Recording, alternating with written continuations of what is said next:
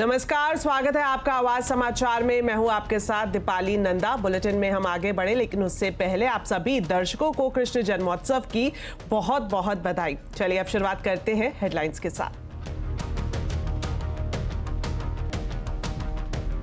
शानदार ग्लोबल संकेतों से बाजार में जोश। मेटल, रियलिटी, आईटी शेयरों में खरीदारी। एनर्जी, पीएसई, इंफ्रा इंडेक्स बढ़त पर बंद। सेंसेक्स 612 और निफ्टी 187 अंक चढ़ा।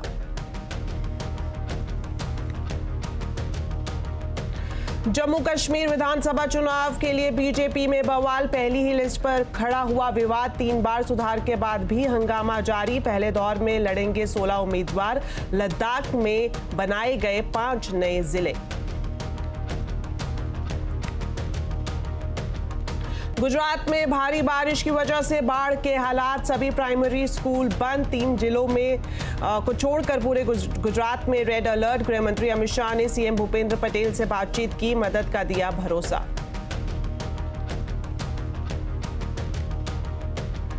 महाराष्ट्र के बाद उत्तर प्रदेश समेत एनडीए के शासन वाले दूसरे राज्य भी लागू करेंगे नई स्कीम, यूनिफाइड पेंशन स्कीम। केंद्र सरकार जल्द जारी करेगी एफएक्यूज। रूस और यूक्रेन में टकराव बढ़ा। रूसी शहर सारातोव पर यूक्रेन ने किया ड्रोन अटैक, तो कीव पर पुतिन ने दनादन दागे मिसाइल।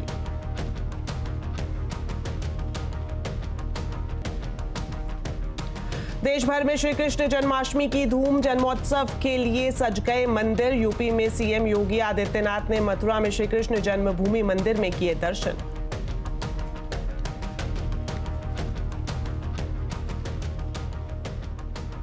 बुलेटिन की शुरुआत करेंगे मार्केट अपडेट के साथ। शानदार ग्लोबल संकेतों से आज बाजार का जोश हाई रहा। सेंसेक्स, निफ्टी लगातार 5वें दिन बढ़त पर बंद हुए।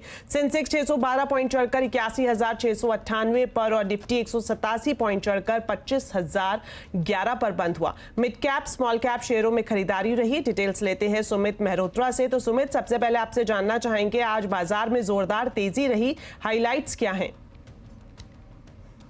देखिए, अगर आज बाजारों की बात की जाए तो एक बढ़िया तेजी तो मार्केट्स के अंदर देखने को मिली और लगातार जारी है। 5वां सेशन जबकि बाजार में खरीदारी का दौर बनता हुआ दिखाई पड़ा और इस तेजी में जो पार्टिसिपेशन था वो आईटी की तरफ से आता हुआ दिखाई पड़ा और एक शानदार तेजी आईटी में रही। बैंक्स थोड़ा सा बैकफुट पे रहे, लेकिन खरीदारी थी मेटल में, रियल्टी में, आईटी में, जहां पर एक अच्छे अपमूव देखने को मिल रहे थे। मार्केट्स उसी को ही कैरी करता हुआ दिखाई पड़ रहा था। सो ओवरऑल एक अच्छा सेशन और ऑल टाइम हाई के करीब ही कहीं मार्केट जाके बंद होते हुए दिखाई पड़े। सुमित, ये भी जानना चाहेंगे आज किन सेक्टर में तेजी और दबाव कहां दिखा? तो आज निफ्टी के टॉप गेनर्स की अगर बात किया तो सबसे पहले आज आईटी का दबदबा रहा, जिसमें एचसीएल टेक आज लीड कर रहा था एक अच्छी तेजी के साथ। 1700 के पार निकला। हिंडाल्को 4% ऊपर, एनटीपीसी 3.5% ऊपर, ओएनजीसी करीब 3% खरीदारी यहां पर देखने को मिली। गिरने वाले शेयरों में अपोलो हॉस्पिटल 1% नीचे, हीरो मोटोकॉर्प 1% नीचे करीब, अदानी पोर्ट आधा % नीचे और ग्रासिम आधा % के आसपास बिकवाली यहां देखने को मिली। मिड कैप में टाटा एलेक्सी जोरदार तेजी में रहा। पीबी फिनटेक 7% ऊपर, मैक्रोटेक डेवलपर 4.5% ऊपर और कल्याण ज्वेलर करीब 5% तेजी यहां पर देखने को मिली। एफएनओ में मिड कैप गिरने वाले शेयरों में पीटीएम, न्यूज फ्लोज का इंपैक्ट, नायका 3% नीचे, सुजलॉन 3% नीचे और बैंक ऑफ इंडिया करीब 2.5% के आसपास ही बिकवाली यहां देखने को मिली। एफएनओ गेनर्स में नाल्को में आज अच्छी खरीदारी थी, साथ साथ बिरला सॉफ्ट, साथ सेल, ये कुछ ऐसे नाम थे जहां पर खरीदारी देखने को मिली। हिंडाल्को में अच्छा मूव था। इसके अलावा एफएनओ के कुछ लूजर्स की अगर बात किया तो उसमें Zydus life, Apollo hospital, ICICI prudential और एलआईसी हाउसिंग फाइनेंस यहां पर कुछ हद तक बिकवाली आते हुए दिखाई पड़ी।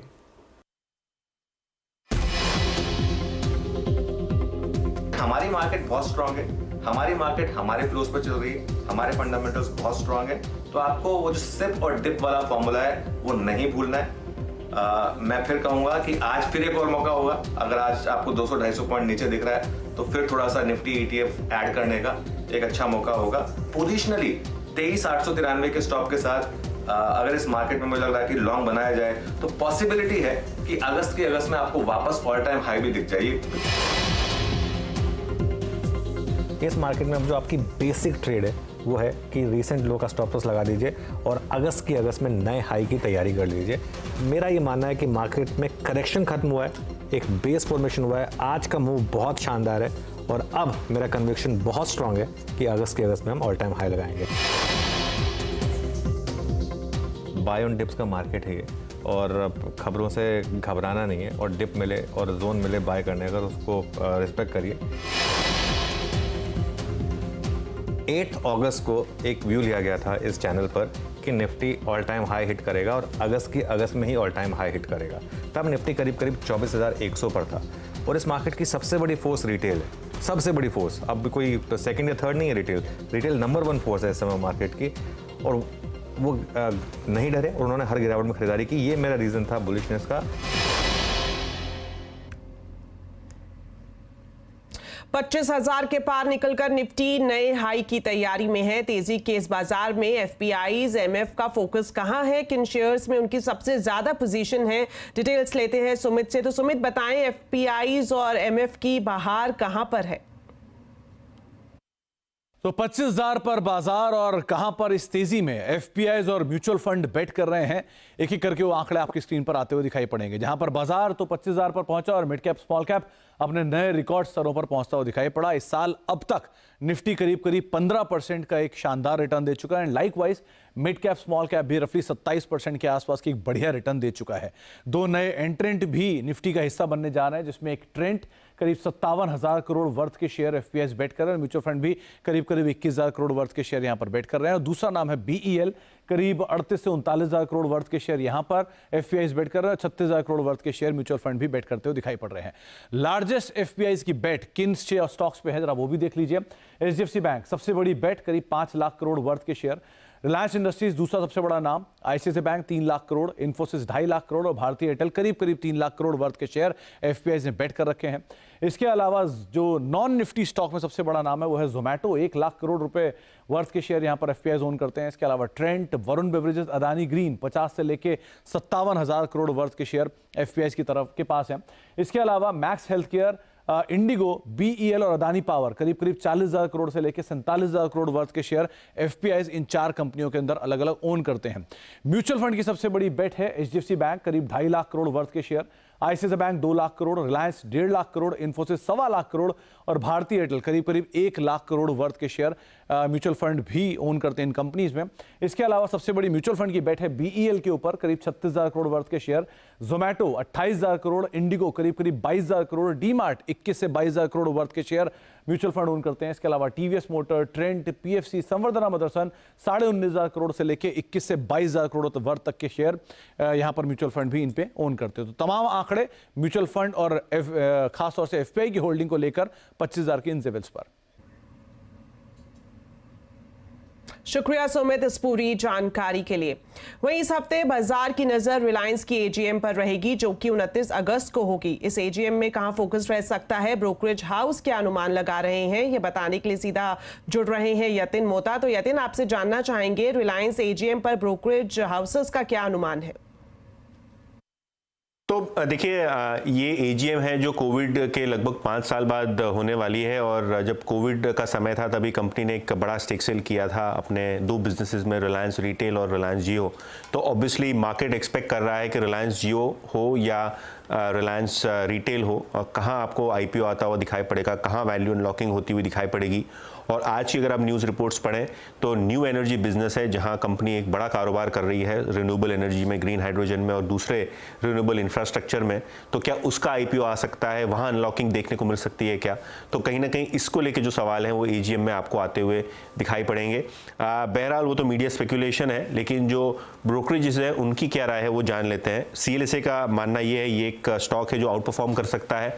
टारगेट 3,300 रुपये रखा गया है, और कहीं ना कहीं ये तीसरा साल है जहां आप देखेंगे न्यू एनर्जी बिजनेस जो है ये एक वर्चुअल रियलिटी में कन्वर्ट हो रहा है। प्रोजेक्ट्स काफ़ी स्मूथली एग्जीक्यूट हो रहे हैं। कंपनी जो सोलार अपनी जो पीवी गीगा फैक्ट्री है वो एंड ऑफ 2024 लॉन्च करने जा रही है। तो कहीं ना कहीं जो बड़ा केपेक्स है जिसका निवेश 3 सालों से हो रहा है, उसकी अब एक कैश फ्लो आपको आती हुई दिखाई पड़ेगी।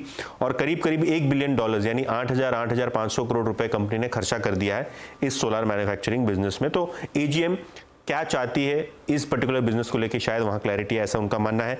कोटक का भी यहाँ टारगेट जो है 3200 रुपये है। कोटक का मानना ये है कि जो टेलीकॉम केपेक्स है वो हाई रह रहा है, लेकिन अगर हम रियल एस्टेट केपेक्स की बात करें तो वो 50% जो है वो आपको कम होता हुआ नजर पड़ेगा, जो एक पॉजिटिव है कैश फ्लो के लिहाज से। लेकिन एक स्टैंडर्ड डिस्क्लेमर, सीएनबीसी आवास का प्रभुत्व और प्रबंधन जो है वो रिलायंस इंडस्ट्रीज के पास है। तो कहीं ना कहीं एक स्टैंडर्ड डिस्क्लेमर प्लेट जो आपके सामने आएगी। शुक्रिया यतिन। और जिस तरह से यतिन भी बता रहे थे, एक बार फिर आपको बता दें कि आप जो चैनल देख रहे हैं CNBC आवाज, वो नेटवर्क 18 ब्रॉडकास्ट का हिस्सा है। इसकी ऑनरशिप और कंट्रोल इंडिपेंडेंट मीडिया ट्रस्ट के पास है, जिसकी सोल बेनिफिशियरी रिलायंस इंडस्ट्रीज है। महाराष्ट्र के बाद उत्तर प्रदेश एनडीए के शासन वाले दूसरे राज्य भी जल्द ही यूनिफाइड पेंशन स्कीम लागू करने का ऐलान कर सकते हैं। इसके अलावा CNBC आवाज को मिली एक्सक्लूसिव जानकारी ये बता रही है कि वित्त मंत्रालय जल्द ही इस बारे में FAQs जारी कर सकता है। डिटेल्स लेते हैं हमारे वरिष्ठ सहयोगी लक्ष्मण रॉय से। तो लक्ष्मण जी, बताएं क्या जानकारी है आपके पास? जी हाँ, जब से केंद्र सरकार ने पेंशन की नई स्कीम यूनिफाइड पेंशन स्कीम लागू करने का ऐलान किया है, तब से कई राज्य सरकार के जो कर्मचारी हैं, राज्यों के जो कर्मचारी हैं, वो फ़ोन करके पूछ रहे हैं क्या उन पर भी ये लागू होगी क्या स्कीम। तो बता दूं कि राज्य सरकारों में भी ये स्कीम लागू हो सकती है। शर्त यह है कि उनकी राज्य सरकार इस स्कीम को लागू करने का ऐलान करे। अभी फिलहाल महाराष्ट्र ने यूनिफाइड पेंशन स्कीम यानी UPS लागू करने का ऐलान कर दिया है और सूत्र बता रहे हैं कि बहुत जल्द उत्तर प्रदेश सरकार भी इस नई स्कीम को लागू करने का ऐलान कर सकती है और धीरे धीरे करके भाजपा शासित जितने भी राज्य सरकारें हैं या फिर भाजपा के सहयोगी दलों के साथ जो सरकार चल रही है यानी NDA शासित जो राज्य सरकारें हैं, वो भी अपने यहाँ बहुत जल्द यूनिफाइड पेंशन स्कीम लागू कर सकती हैं और इसका ऐलान बहुत जल्द होता हुआ आप देखेंगे। और उसके बाद ये उन राज्य सरकारों के कर्मचारियों के ऊपर भी स्कीम के प्रावधान लागू हो जाएंगे। और दूसरी बड़ी बात यह है कि इसको लेकर कई सारे सवाल उठ रहे हैं, कई सारे मन में दुविधाएं हैं, तो उन सारे सवालों का एक FAQs तैयार किया जा रहा है वित्त मंत्रालय की तरफ से। ये FAQs अगले कुछ घंटों में, अगले 1 से 2 दिन में वित्त मंत्रालय की तरफ से जारी किया जा सकता है।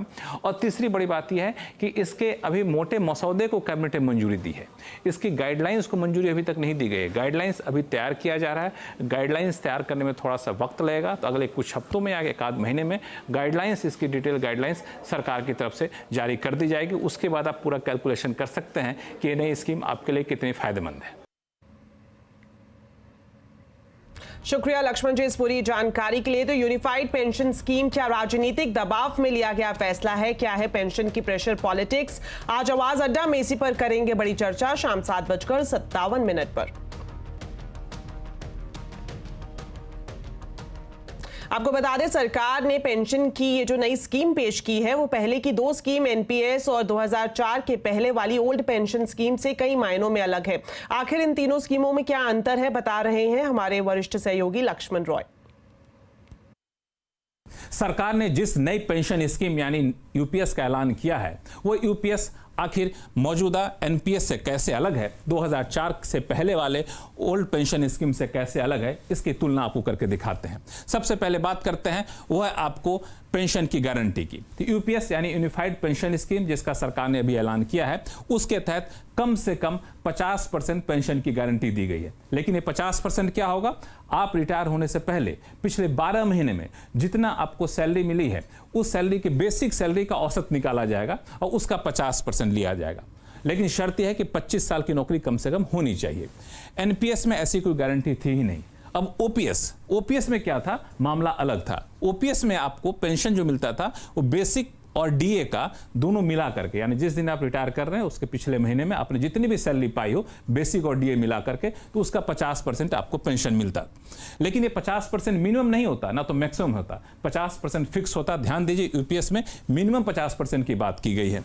दूसरा, UPS में जहां कम से कम 25 साल की नौकरी की बात की गई है, OPS में वहां कम से कम 20 साल की नौकरी की बात की गई है। चलिए अब दूसरा अंतर देखते हैं आपको, वो है कंट्रीब्यूशन को लेकर के। ये काफी विवादास्पद मुद्दा रहा है। तो UPS यानी यूनिफाइड पेंशन स्कीम के तहत सरकार ने अपना कंट्रीब्यूशन बढ़ा करके, जो पहले 14% था NPS में, बढ़ा करके 18.5% कर दिया है। कर्मचारी का कंट्रीब्यूशन NPS में भी 10% था, अभी भी नई स्कीम में 10% रहेगा, उसमें कोई बदलाव नहीं किया गया। और एक बात, हाँ, हर 3 साल बाद सरकार इसकी समीक्षा करेगी, क्या कंट्रीब्यूशन सरकार को बढ़ाना है कि नहीं बढ़ाना है। घटाने की बात तो नहीं होगी, ना तो कर्मचारी कंट्रीब्यूशन को बढ़ाने पर विचार किया जाएगा। OPS में कोई कंट्रीब्यूशन एम्प्लॉय देता ही नहीं था, सिर्फ सरकार को कंट्रीब्यूशन देना पड़ता था। अब आइए मिनिमम पेंशन। UPS के तहत कम से कम 10,000 मिनिमम पेंशन की गारंटी थी, OPS के तहत 9,000 की गारंटी थी। UPS के तहत कम से कम 10 साल की नौकरी की जरूरत है, इसमें भी 10 साल नौकरी की जरूरत है OPS के तहत मिनिमम पेंशन के लिए। NPS में ऐसा कोई प्रावधान था ही नहीं। अब आइए वो है फैमिली पेंशन। पेंशन धारक की अगर मृत्यु हो जाती है तो उस पर आश्रित कोई होते हैं तो उनको फैमिली पेंशन मिलता है। तो उसमें ओल्ड पेंशन स्कीम की तरह ही प्रावधान यूपीएस में कर दिया गया है, यानी आखिरी पेंशन का 60% मिलेगा। एनपीएस में ऐसा कोई प्रावधान था ही नहीं, यानी यूपीएस में एक नया प्रावधान जोड़ा गया है जो कि यूपीएस ओल्ड पेंशन स्कीम के बराबर का है। आगे आइए, वो है आपको एक मुश्त रकम। जी हाँ, जब कोई रिटायर करता है सरकारी कर्मचारी तो उसको एक मुश्त रकम मिलती है, और रकम कितनी मिलेगी वो एनपीएस के तहत तो कुछ प्रावधान था ही नहीं, लेकिन यूपीएस के तहत प्रावधान किया गया। वो ये है कि आपकी जो मासिक सैलरी होगी हर 6 महीने की नौकरी के आधार पर, हर 6 महीने की नौकरी पर 1 महीने की सैलरी का 1/10 यानी 10वां हिस्सा आपको मिलेगा। ग्रेच्युटी भी मिलेगी, मिनिमम पेंशन की गारंटी पे कोई असर नहीं पड़ेगा। ओल्ड पेंशन स्कीम के तहत क्या था, एम्प्लॉय ने अपने नौकरी के दौरान जितना भी कंट्रीब्यूशन किया है उसका 100% आपको मिल जाएगा। रिटायरमेंट करते ही पूरा कंट्रीब्यूशन आपको वापस कर दिया जाएगा ब्याज समेत, और ग्रेच्युटी पे कोई असर नहीं पड़ेगा। आप चाहें तो 40% तक पेंशन ले सकते हैं, ये भी खासियत थी। तो ओपीएस के तहत एक मुश्त रकम का प्रावधान ये था और यूपीएस के तहत प्रावधान ये है, दोनों में अंतर है। अब आइए अगला मुद्दा देखते हैं, वह है महंगाई भत्ता। महंगाई भत्ता ओपीएस के तहत पहले डियलेंस रिलीफ मिलता था, एनपीएस के तहत नहीं था। अब नई स्कीम में सरकार ने इसको वापस से जोड़ दिया है। अब चलिए, अब है दूसरा मुद्दा आपको है खासतौर से वीआरएस को लेकर के। बहुत सारे लोग वीआरएस भी लेते हैं, तो वीआरएस में 60 साल की उम्र में पेंशन मिलेगा। वीआरएस ले लीजिए, लेकिन जैसे आपकी उम्र 60 साल की होगी नई स्कीम के तहत आपको पेंशन मिलनी शुरू हो जाएगी। ओपीएस के तहत क्या था कि वीआरएस लेते हैं तो और 20 साल की नौकरी है आपकी तो बेसिक प्लस डीए का 50% आपको पेंशन शुरू हो जाएगा। तो दोनों में वीआरएस लेने पे फर्क है। अब आइए कि यूपीएस लागू किन पर होगा। बहुत सारे लोग सवाल पूछ रहे हैं कि हम पर लागू हुआ, क्या हम पे लागू हुआ। तो बता दूं कि राज्य सरकार के जो कर्मचारी हैं उन पर लागू होगा, बशर्ते कि उनकी सरकार ये फैसला लेती है। तो सरकारी बैंक, सरकारी कंपनियों पर लागू नहीं होगा, और निजी कर्मचारी, हम जैसे निजी कर्मचारी, उन पर भी ये लागू नहीं होगा। बिल्कुल साफ साफ सुन लीजिए। और एक और बात, जो नई स्कीम है उसकी कुछ खासियत है।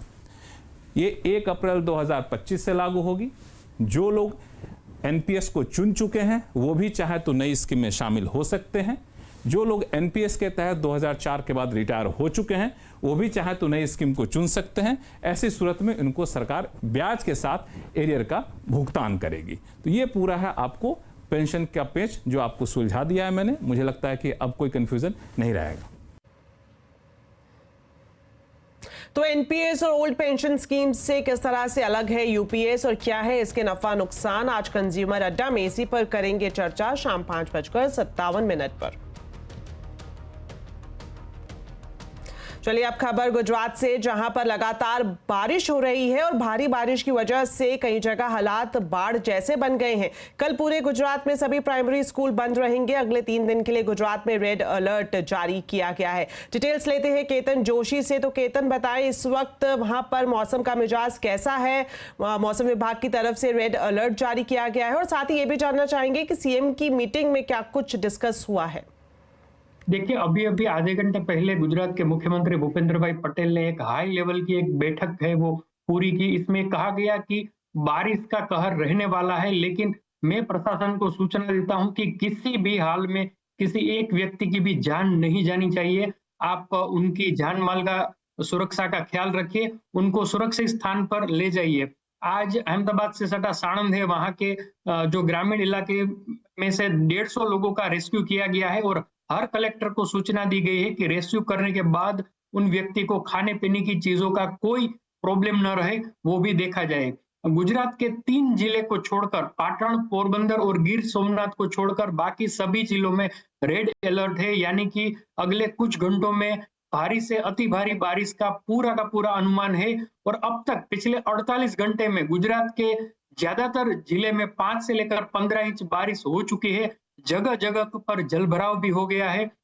खासकर जो नेशनल हाईवे है कुछ, तो उस पर भी पानी भर गया है। तो गुजरात की स्थिति है वो, अगर ये अलर्ट है वो वास्तविकता में तब्दील हो जाता है तो बहुत भारी बारिश रहेगी। और कल प्राथमिक स्कूल भी बंद रहेंगे, और एहतियात के तौर पर एनडीआरएफ की टीम को हर जिले में स्टैंड बाय रखा गया है। तो हम कह सकते हैं कि 3 सिस्टम है वो गुजरात के ऊपर आज सक्रिय हो गई है।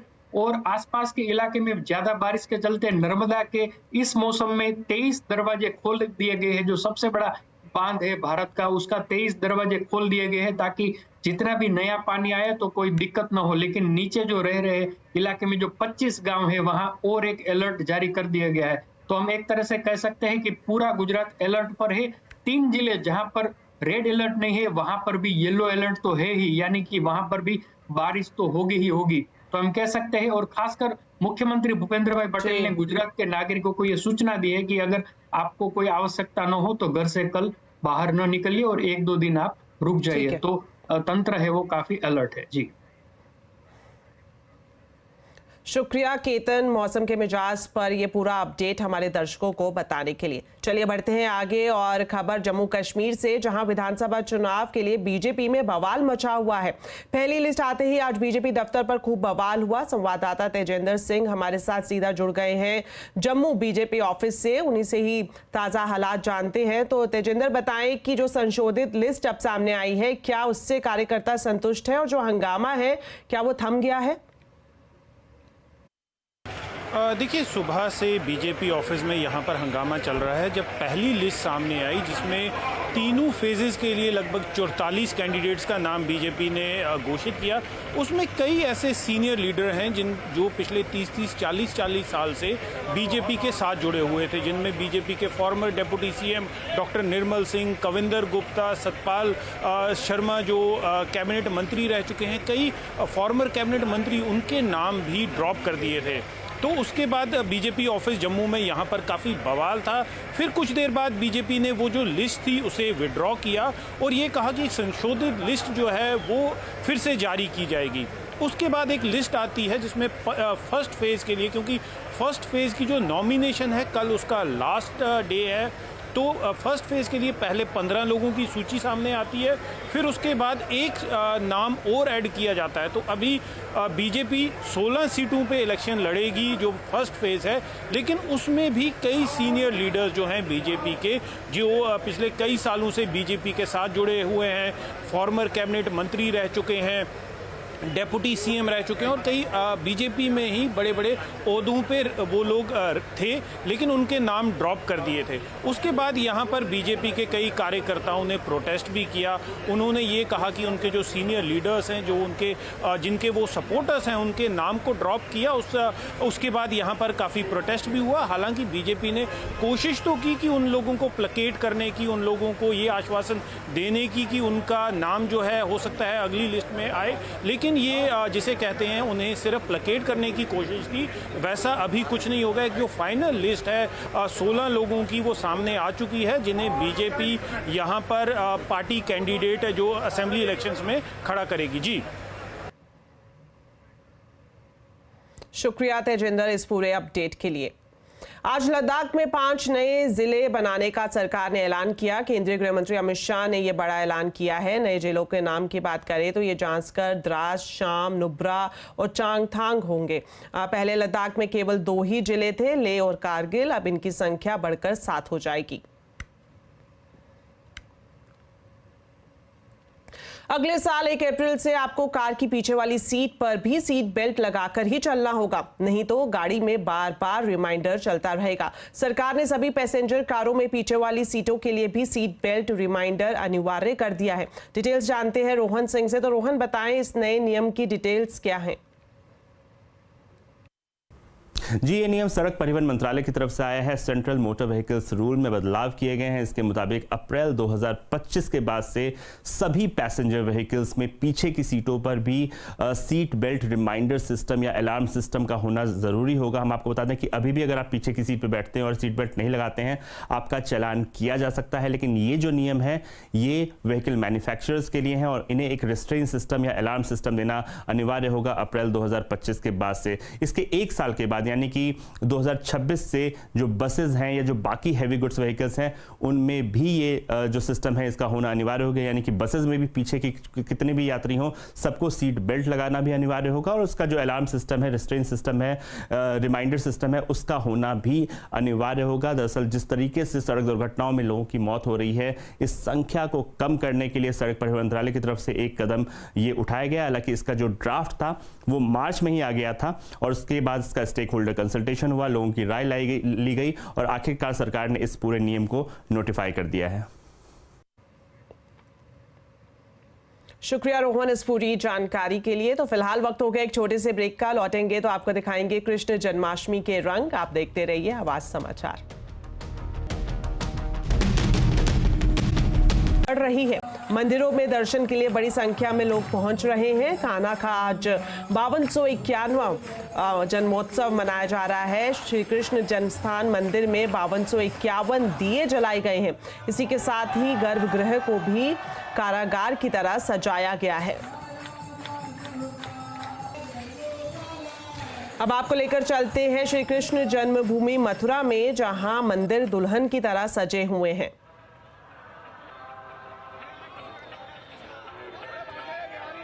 बाजारों में रौनक देखते ही बन रही है। भगवान श्री कृष्ण की एक झलक पाने के लिए भक्तों का सैलाब मंदिरों में देखा जा सकता है। जन्माष्टमी के मौके पर देश विदेश से भक्त मथुरा पहुंचे हैं। इस वक्त आप अपनी टीवी स्क्रीन पर देख रहे हैं देश के अलग अलग मंदिरों में किस तरह से जन्माष्टमी की धूम है। गुजरात के द्वारका में श्री कृष्ण जन्माष्टमी की धूम आप देख सकते हैं। द्वारिकाधीश मंदिर में रंग बिरंगी रोशनी से सजावट की गई है। वहीं उज्जैन के महाकालेश्वर मंदिर में श्री कृष्ण जन्माष्टमी के मौके पर विशेष भस्म आरती की गई। दिल्ली, अहमदाबाद, मुंबई, नोएडा सभी जगह गजब की रौनक है। बड़ी संख्या में भक्त मंदिरों में दर्शन के लिए पहुंच रहे हैं। चलिए अब आपको लेकर चलेंगे राजधानी दिल्ली के इस्कॉन मंदिर में, जहां पर आज जन्माष्टमी के मौके पर नजारा देखते ही बनता है। खास जन्माष्टमी के मौके पर फूलों की सजावट की गई है। श्री कृष्ण के दर्शन के लिए सुबह से ही भक्तों का तांता यहां लगा हुआ है। देखिए इस्कॉन से मेरी ये स्पेशल रिपोर्ट। हरे कृष्ण हरे राम यही धूम है आज जन्माष्टमी के मौके पर। और मैं मौजूद हूँ ईस्ट ऑफ कैलाश में इस्कॉन मंदिर में, और हम आपको पहले दर्शन कराएंगे ठाकुर जी के। आप देख सकते हैं कि कितनी खूबसूरती के साथ आज जन्माष्टमी के मौके पर यहाँ पर फूलों से सजावट की गई है। और आज सुबह से ही भक्तों का तांता यहाँ पर लगना शुरू हो गया है। न सिर्फ दिल्ली बल्कि दिल्ली से बाहर, अगर हम फरीदाबाद की बात करें, गुड़गांव, नोएडा, यहाँ से भी जो श्रद्धालु हैं जो यहाँ पर आ रहे हैं आज के दिन भगवान श्री कृष्ण के दर्शन करने के लिए। और ये जो भव्य नजारा है आप सीधा देख सकते हैं। वहीं दूसरी तरफ हम आपको दिखाना चाहेंगे कि यहाँ पर लंबी लाइनें लगी हुई है, जिसमें भक्त लंबी लाइनों में लगकर आज जन्माष्टमी के मौके पर पहुंच गए हैं। और देख सकते हैं ये इस्कॉन मंदिर ईस्ट ऑफ कैलाश में है। और सुबह से ही हमें ये जानकारी दी गई है कि सुबह 7 बजे से ही यहाँ पर भक्तों के आने का सिलसिला शुरू हो गया था। और यहाँ पर व्यवस्था आज के दिन अलग से की गई है, अलग अलग लाइनें लगाई गई है। और यहाँ पर आप देख सकते हैं सिक्योरिटी भी यहाँ पर बढ़ाई गई है। और चूंकि सबसे पुराना ये मंदिर है ईस्ट ऑफ कैलाश इस्कॉन का, और हजारों की तादाद में यहाँ पर भक्त आते हैं आज के दिन ठाकुर जी के दर्शन करने के लिए। दीपाली नंदा, दिल्ली।